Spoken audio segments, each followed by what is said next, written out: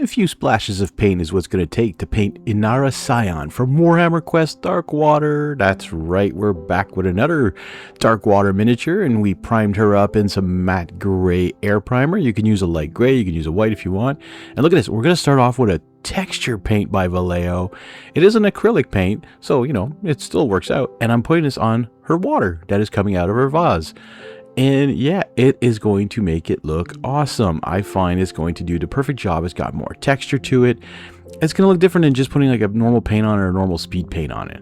All right, the dress gave me a lot of anxiety and PTSD and stuff like that and all sorts of weirdness because I was like, what am I trying to go for? I was trying to get the same kind of the artwork, and I was trying to be very creative with her dress.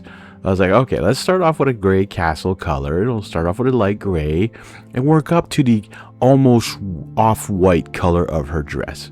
Well, in the end, you'll see what it does. I'm using multiple colors on this dress. It kind of reminds me of another model I recently painted that I want to throw out the window. I did not want to throw this one out the window.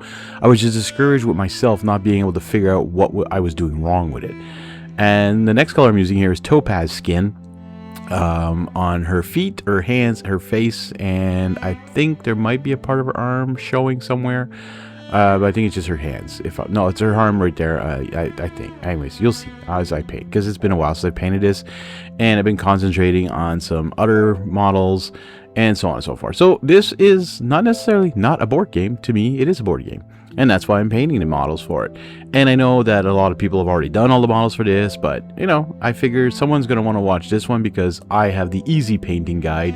I have the simple way of doing it, except for what I'm doing with her dress right now, which is soft tone. Yes, I was hoping to do something spectacular with the soft tone, and I'm like, ew, okay, now it's turning into a brownish gray. It's just getting worse and worse. So let's bring some ivory white in. Let's bring this in, which is, I think is the John Blanche colors. And I was like, all right, we're going to try and fix this, and we're going to go light on it. We're not going to go too heavy. We're going to keep the recesses. And frankly, it looked too, like, I don't know. I'd have to say, like, she didn't belong in this party with the other people with the way she was dressed.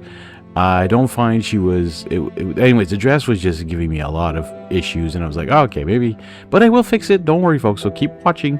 If you watched this far, hit that like button, subscribe if you are new and you want to see more Darkwater or more other stuff that I paint, because frankly, I'm probably self-proclaimed one of the best quick painting tutorials out there. The ones that are step-by-step tell you to paint, and not to paint as a masterclass, but to enjoy painting and have fun painting and to paint for yourself. You don't need to paint for others. If you do, make money off of it, okay?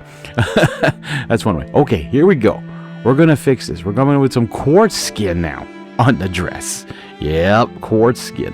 It's going to cover up everything pretty much. And it's going to give us a nice new canvas to work with. Plus, because I haven't put it on too thick, it is not muffling any of the details. Plus, there isn't much details on this dress anyways. And the creases are still there. And that undercoating is still there. It will be nice, I promise.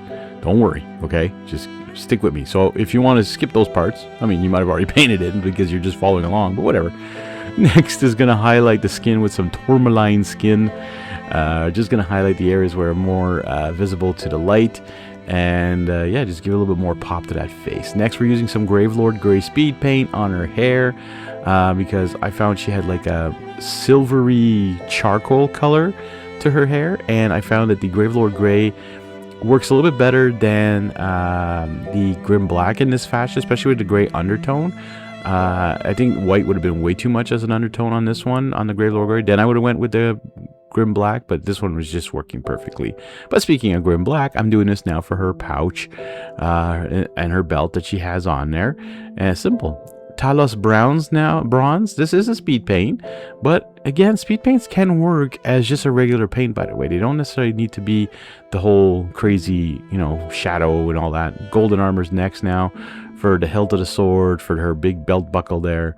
The Talos Bronze before was just for her vase, the ornament part.